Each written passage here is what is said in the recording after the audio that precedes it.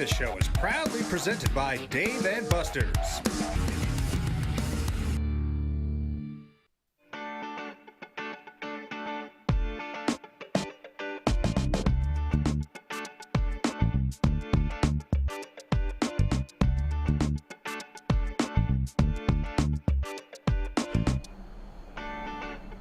Hey, welcome to the Steve Davis Show. Special guest today is Dan Lewis, City Councilor from District 5. And Dan, thanks for coming on. Absolutely. Thank you for having me. Hey, man, I know you're busy, but first of all, before we get to go, from Proview and myself, Adam Dill, and all the staff, we want to thank you for the support over the last, I guess, almost last 6 years. And I got to tell the story before we start. I'm not even going to let you speak, so I get to speak for a little bit. It's my show, so I get to speak a little bit. But, kind of how you and I met it was an interesting story to me, and actually you gave me hope to keep this thing going. You didn't know that at the time. I remember one day we were at a baseball field, and you said, "Hey, Steve, I got some money appropriated for you." And I gave you that probably the stunning look, and it was there, but it wasn't there. And then a year later, we run into the baseball field, and you came up to me and said, "Steve, I got some money for you," and I just wanted to. It was very uplifting, very crucial at the time. So again, thanks from Proview Networks and everybody, or we wouldn't be here where we're at today. No, absolutely. I think it's a grethink thing for the city of Albuquerque to partner with youth sports in Albuquerque, and what you all do to bring sports to people where they're at. And I think it's a great thing. It's a great quality of life to have here in Albuquerque, and what you guys do is tremendous. And it all started, it's funny how we're talking about some things that happened to you, but it all started because we had equipment failure, and you heard about it, and that's how you started looking into it and helped us get better equipment, and with that equipment, we've come a long ways. Yeah. Well, I had some slow connections. I was trying to watch a game, there was a slow connection, and I found out that it was at some of the facilities, that you're broadcasting at, and so. To make that better and to be able to just give it more quality, and because you all have a great product and people need to see it. Well, you're talking about sports, and I tell you, you've done something, or just say you in the city, and there's a lot of moving parts, but you've been very instrumental, and it's probably one of your unique things that you've done as a city councilor, and that's I tell you what, the West Side Complex, and what a story. I mean, and it's happening. It's almost going to be complete. It's pretty incredible. It was great to be able to walk on that turf last week and be able to see those fields being formed and almost complete. We have 5 full-size baseball fields. They're completely artificial turf. They're all lit. This is going to be one of the best facilities for baseball and softball in the entire Southwest. And, I spent a lot of years, traveling with my son around the Southwest, around the country, really, and we've spent. Oh, congratulations! Going to UNM, playing baseball, and Gray Birmingham. A little bit of good things there. Yeah, too. We're glad to have him here in New Mexico, and New Mexico baseball is a great program at UNM, so we're excited about that. But we're excited about these fields. I mean, it's going to be an incredible complex, and what I want what we wanted is for families in Phoenix and Colorado and all around the Southwest to come to Albuquerque to play baseball. I spent many summers in Phoenix in 115-degree weather watching baseball games, and I know there's a lot of people that would much rather be here in 90-degree weather in June and July and playing on some incredible fields. It's amazing. At one time I used to own Ultimate Dugout, and I remember talking with Mike Foote and going to meetings. This is 10 years ago. Yeah. And to see this, I mean, we've had a lot of people talk about it. We needed it. I mean, and you helped make it happen. And I just. We got the clips. I want to bring these clips up, and you and I get to watch it again. We'll watch it, and then we'll talk more about it.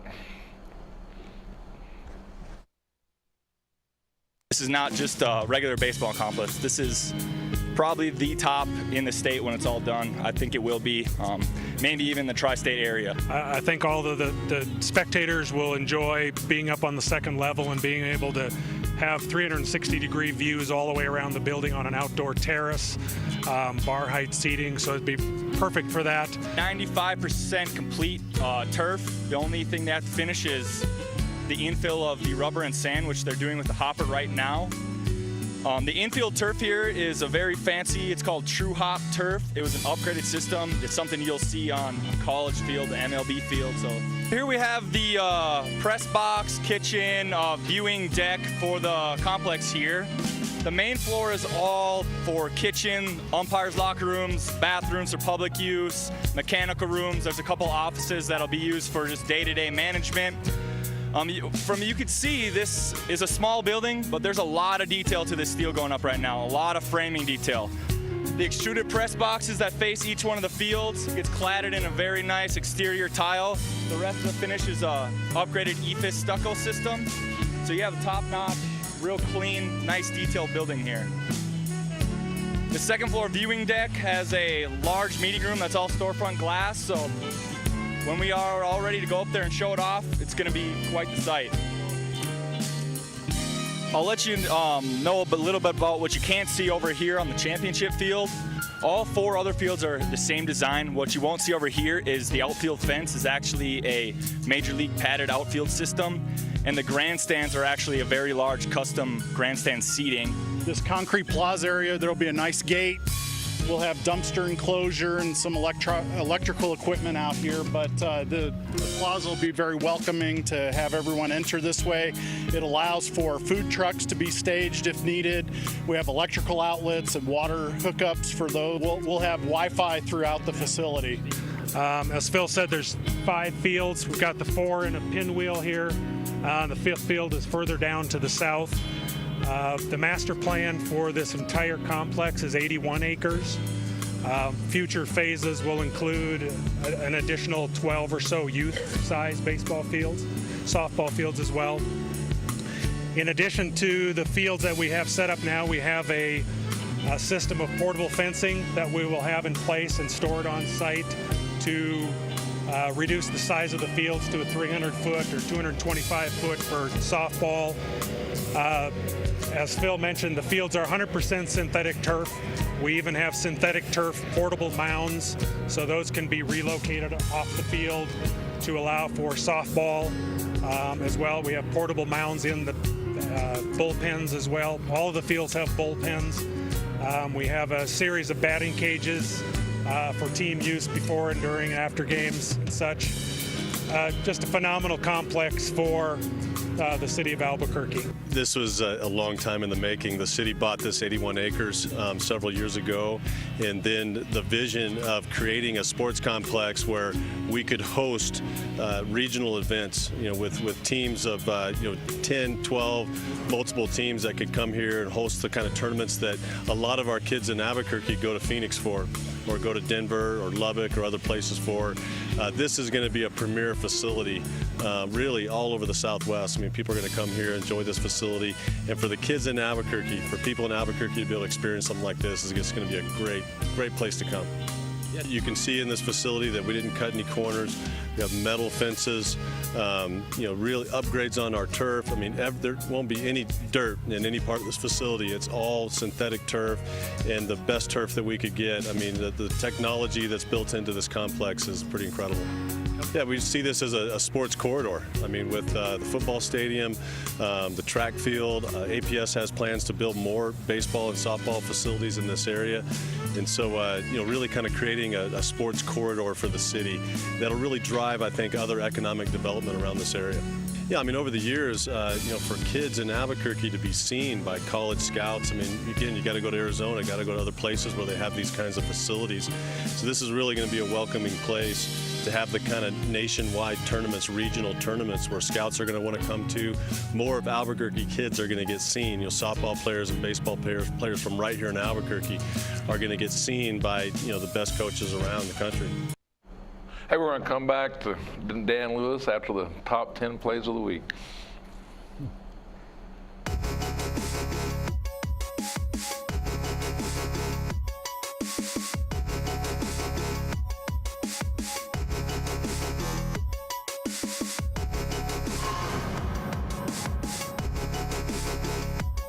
He got away with one nonetheless. He definitely created some contact. Here we go, 2-1, game on. Sam Guido's gonna finish it.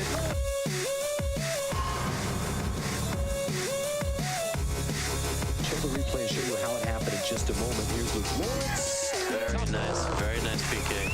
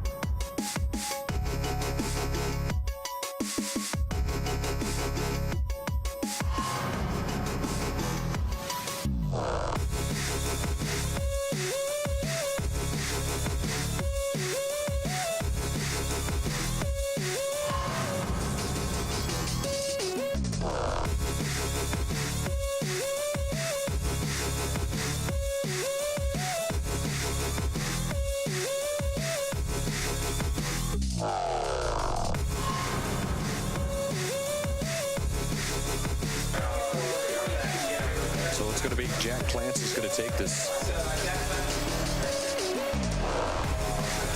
Doniciano's there too, but I don't think this is going to be a left-footed take. Clancy, yes! Jack Clancy. Hey, I said it earlier in the broadcast, Adam. He loves to.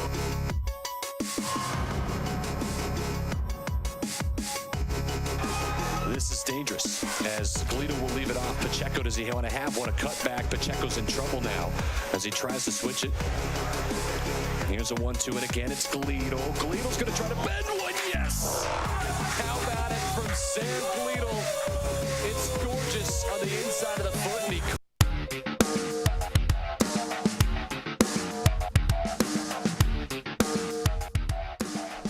Hey, welcome back to Steve Davis Show. We have Dan Lewis, Albuquerque City Councilor from District 5, and tell the people the story behind getting that complex to where it's at today. I mean, I just found out Mike Foote was telling me a little bit about it, but like I said earlier, for many years, this has been something, you hit a little bit on your last statement about this is the best. Well, why are we sending some of the greatest athletes all over the country? You experienced that. Why don't we have it right here in probably the greatest weather for baseball and softball in the country? Absolutely.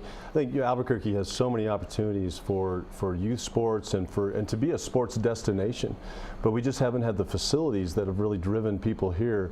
And I think this is one of the best opportunities that we have. In fact, a quick story: the United States Senior Games. They were looking at Albuquerque last year as a place to hold their national games, and this is about 10,000 athletes that go every 2 years to a national event. And so we pitched Albuquerque to them, and they decided in 2019 that they will come to Albuquerque. And this event is going to bring, like I said, over 10,000 athletes that'll come from around the country in 2019, and it's projected to bring about $40 million into the city's economy. And one of the things that they said after it was a post-interview, and why did you choose Albuquerque? And they said a big part of that was your investment in this sports complex, that you're willing to be able to make that kind of investment. So they saw this facility, and they said that was one of the big factors in making that decision. So this facility has already paid for itself and more when it comes to the economic benefit that it's going to have. But we started, really the money from this originated when the city and the state were trying to attract Tesla, the Tesla battery factory, to come to Albuquerque, New Mexico. And so we set aside some capital dollars, about $25–30 million that was set aside for capital bonding that could only go to capital projects. And so since the Tesla project fell through, we had those dollars, and we wanted to make sure that it went to projects that were economic drivers for the city.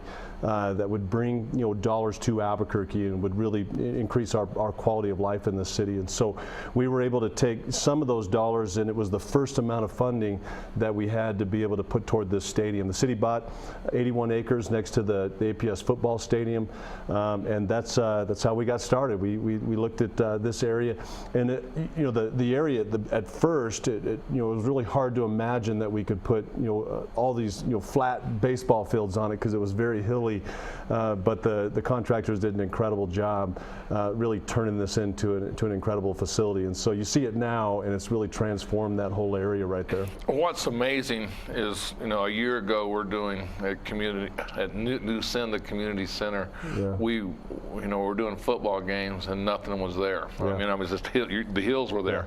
Yeah. Last week 2 weeks ago, I think we had the North-South All-Star games. Yeah. And we went out, and Tom Dragmaster, he goes, Steve, you ain't gonna believe this. And I said, what? He goes, they're about to finish with those days. I go, no way.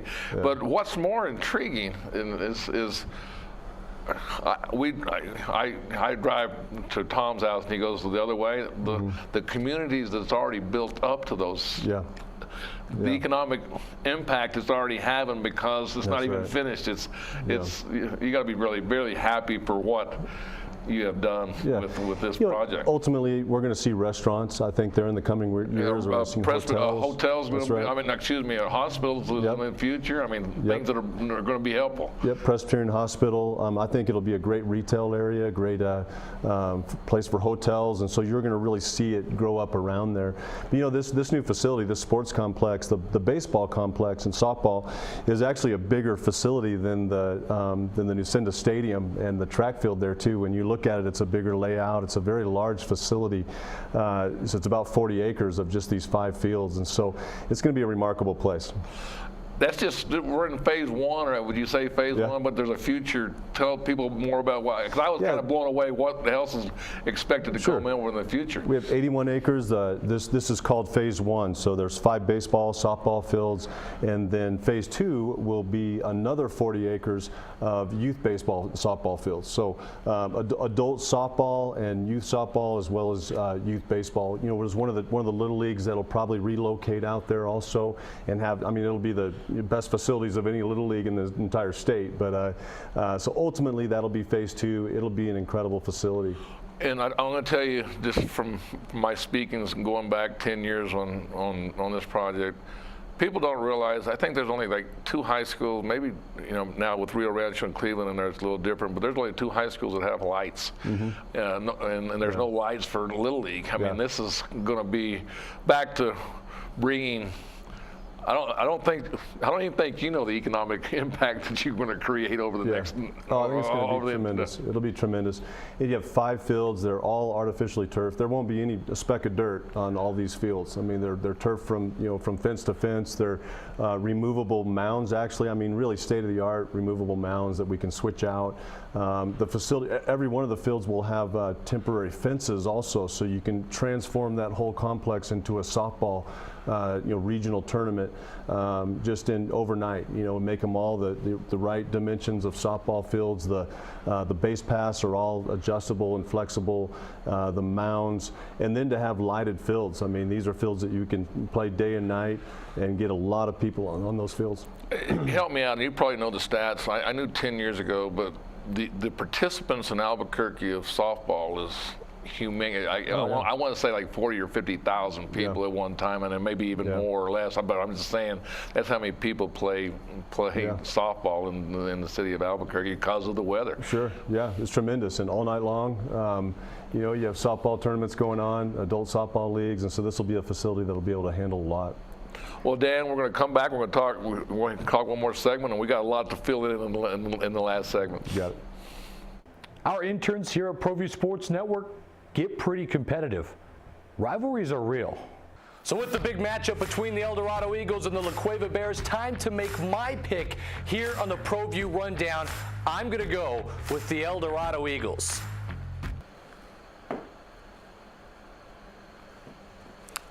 I'm going to change my decision, and I'm going to go with the La Cueva Bears. They're feeling it. All right, hey, calm down. Guys, you do it every time. This is ridiculous. You know what? I'm going to be in makeup.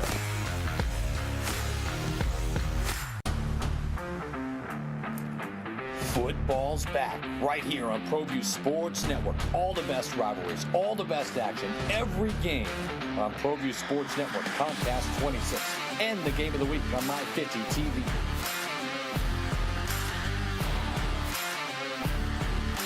Hoops New Mexico Basketball Courts is coming to Albuquerque soon. 10 full basketball courts and a whole lot more. For more information, contact Dan Serrano at hoopsnm@aybl.com.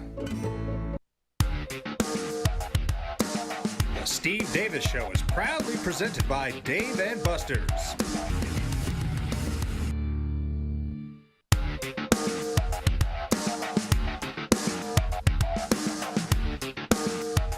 Hey, welcome back to Steve Davis Show. We've got Dan Lewis, and I got a lot of questions, I know, and a lot of things. And congratulations on on that complex. But you're doing other things for the city government. I mean, you got library. There's other things that you got going. So quickly, kind of go through that with me. Yeah, sure. Of course, I'm running for mayor. I've been a city councilor the last 8 years. I've loved every minute of it.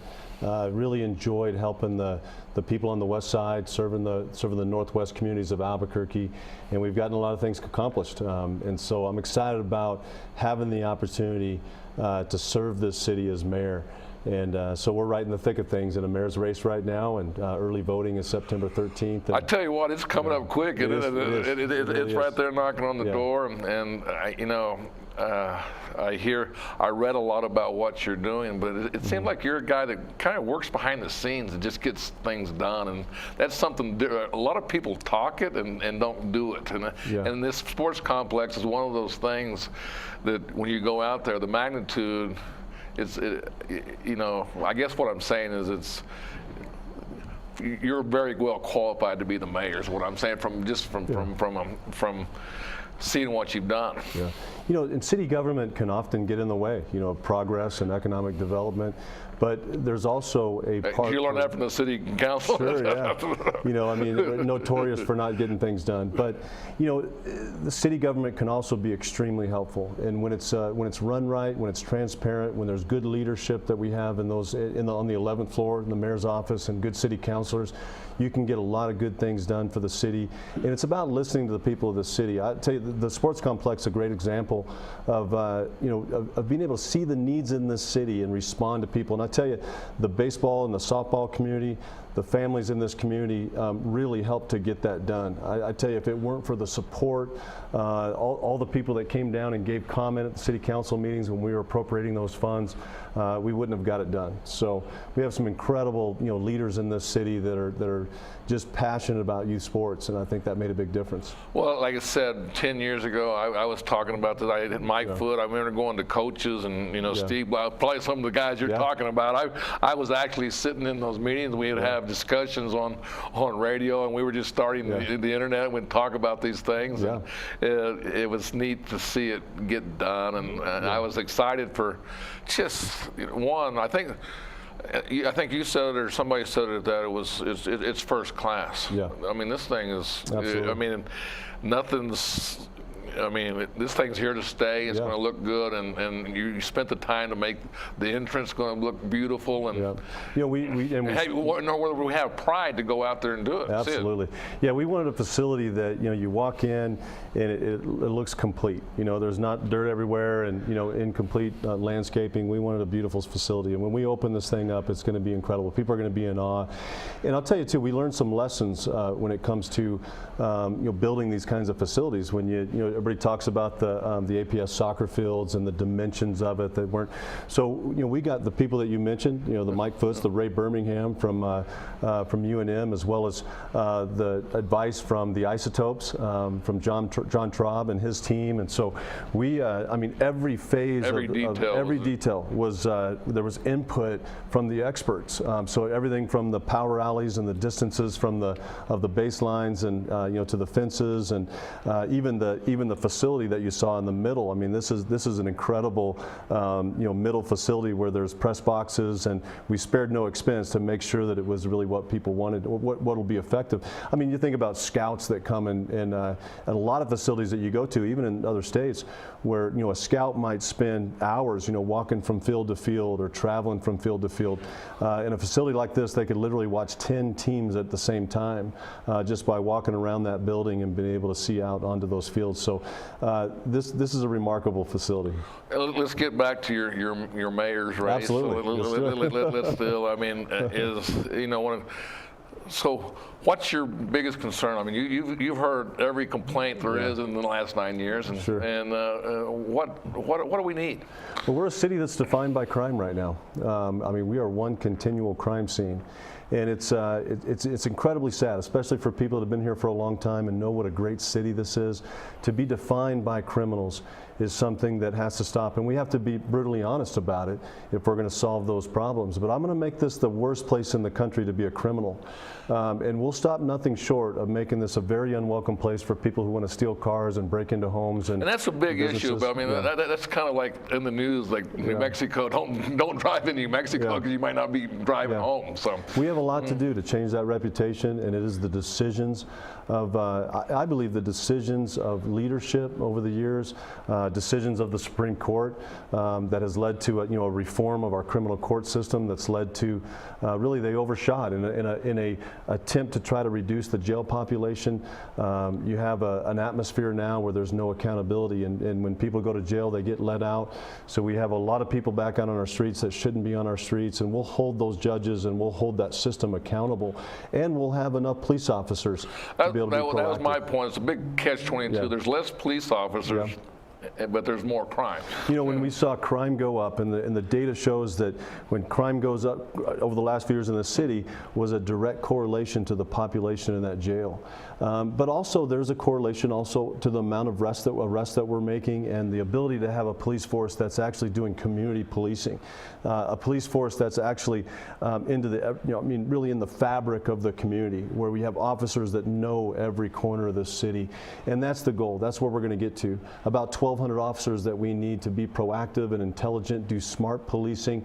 In a police force that's very trusted and respected with good leadership. We're going to get new leadership in that department and make sure that there's leaders there that our rank and file are going to follow. But that's first and foremost. I want families in the city to have a safe place to live and work. I want companies that are moving into the city and companies that are expanding and growing and creating jobs. I want to ensure them that they have a safe place to do business and to live, and a fair place to do business with a fair city government.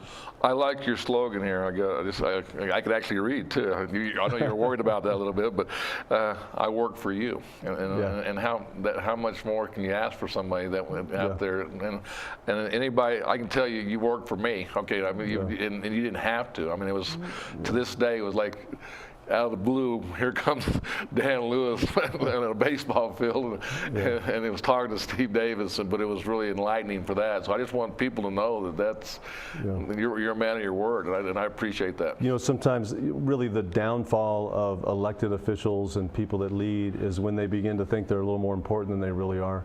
And they forget that public office is about listening to people. It's about answering the phone. And responding to needs and having your ear to the ground on what the needs are in this city, and that's important. And I'm running for mayor because I want to serve this city, and I want to serve the people in this. I want the people of the city to succeed. I'm driven to help the city succeed and do well. Well, Dan, I'm just telling you, I know you got some more things to do, but I want to thank you for coming on and taking the time to get over here, and I hope good things happen over the next 2 months for you. Thanks so much. Thanks so much. Great show, Steve. Appreciate all that you all do. Hey, well, Dan, hey, thank you, and good luck to you. All righty. Thanks so much.